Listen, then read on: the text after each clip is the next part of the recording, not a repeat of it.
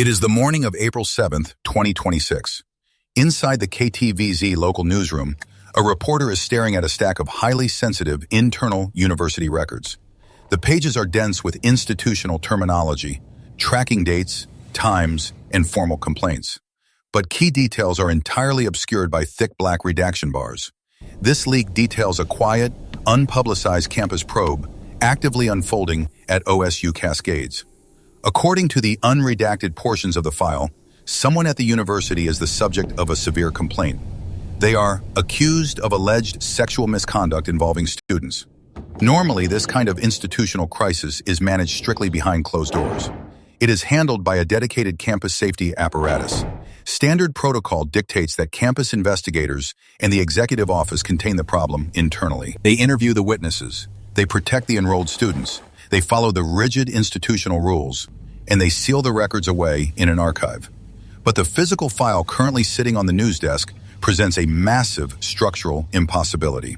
The individual named as the primary subject of the active investigation isn't a student, and they aren't a visiting professor. It is Sherman Bloomer. He is the chancellor of OSU Cascades. This means he holds the highest administrative authority over the entire campus, which means the university's formalized reporting mechanisms are quietly trying to investigate their own boss. The man ultimately in charge of the campus safety apparatus is currently the precise target of that very same apparatus. According to sources and documents, the chancellor has been secretly placed under investigation, but at this exact moment, the student body has no idea. Within hours, KTVZ will go live with their Problem Solvers investigation.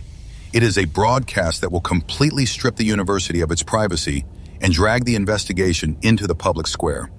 Here is what happens when an institution expressly designed to protect students is forced to investigate the man at the top. Every major university relies on a strict administrative hierarchy to manage risk and process complaints. When a student reports a violation, it immediately triggers a highly formalized, multi-step institutional process. Title IX documents are officially filed. Witnesses are called in for quiet interviews, and campus investigators open a sealed inquiry. It is a rigid, closed-loop system.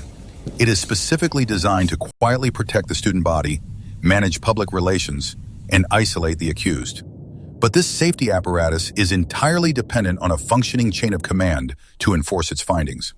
At the OSU Cascades campus, all of those investigative roads inevitably lead to one specific office. Sherman Bloomer is the chancellor. This means he holds the highest executive authority over the institution. He is positioned as the ultimate guarantor of campus security. If a professor or a staff member is placed under investigation following accusations, the chancellor's office oversees the university's response. His role is to ensure the reporting system works. He is the final sign-off on any resulting disciplinary action. But that exact organizational chart hanging on the wall contains a fatal structural flaw. The university's internal reporting mechanisms are built to handle complaints that originate below the executive level. They rely on the absolute assumption that the threat always comes from the bottom up. There is no standard protocol for what to do when the threat comes from the absolute top of the university system itself. When the chancellor himself becomes the subject of an active investigation, the system cannot objectively police him. The campus investigators technically answer to the very person they are supposed to be investigating. Their salaries, their department budgets, and their final reports all route back to the chancellor's desk. So the system does the only thing it can do. It quietly files the paperwork, and the administration tries to keep it hidden. The internal investigation was supposed to stay sealed inside the administration building, locked in a filing cabinet. It was meant to be completely isolated from public view. But a paper trail of this magnitude is incredibly hard to contain within a flawed reporting structure. The heavily redacted Title IX documents eventually make their way out of the administration building and into the hands of journalists. They land quietly on the local news desk at the KTVZ broadcasting station. The journalists review the file.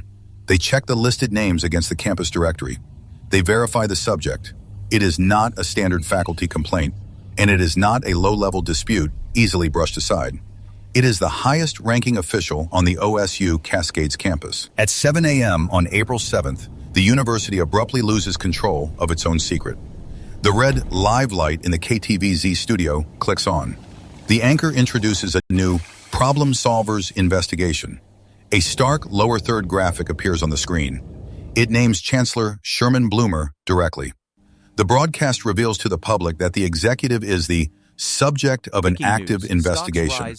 The anchor looks into the camera and reads the exact phrasing pulled straight from the leaked documents. The chancellor is accused of alleged sexual misconduct involving students. In an instant, the university's careful, private containment strategy completely evaporates on live television. The quiet, sealed campus safety apparatus is suddenly exposed and scrutinized by the local media. And the man who oversees that entire safety system is now its most public target. The KTVZ broadcast ends, and the administration building at OSU Cascades is instantly forced into a defensive posture. The university can no longer pretend the file doesn't exist. But acknowledging the leak creates an immediate bureaucratic paradox. The campus safety apparatus is built to investigate students and faculty by reporting up the chain of command. Now the official at the very top of that chain has been publicly placed under investigation following accusations. Faced with this contradiction, the internal system simply freezes. Standard HR protocols cannot objectively process a probe into the chancellor. The campus investigators ultimately answer to the exact executive office they are now supposed to be scrutinizing. The physical file reads, Status, Active Investigation. But an active investigation requires a higher administrative authority to step in and actually enforce consequences. The university scrambles to contain the fallout. They issue sterile public relations statements to the press. They have no choice but to confirm that Sherman Bloomer is the subject of an active investigation. But they refuse to clarify the timeline of the investigation. They refuse to discuss the specific nature of the physical incidents mentioned in the broadcast. The exact number of OSU Cascade students involved remains a closely guarded unknown. It is hidden from both the public and the student body. Instead of a swift, formalized resolution that protects the student body, the institution enters a state of deep administrative paralysis. The executive office sits quietly behind locked doors. The student safety network is functionally neutralized. The system cannot hold its own leader accountable, precisely because the leader controls the system. The morning after the broadcast, the physical world of OSU Cascades looks exactly the same. Students walk across the manicured campus grounds to their classes, completely unaware that they are surrounded by a broken, institutional safety net. The administration building opens its doors for regular business as if nothing has changed. But inside those walls, the formal reporting system is completely stalled. The university has publicly confirmed the existence of the leak. The local news has exposed the structural failure. Yet Sherman Bloomer remains the chancellor. His official status is indefinitely listed as an active investigation. There is no set timeline for a resolution. There is no clear path forward for the investigators. The specific details of the misconduct allegations are still hidden behind thick black redaction bars on a printed page. The campus safety apparatus has simply stopped functioning at the executive level. It lacks the independence to properly clear him, and it lacks the structural power to actually punish him. So the institution just waits. It is a fully operational university, quietly existing under the immense weight of an unresolved file.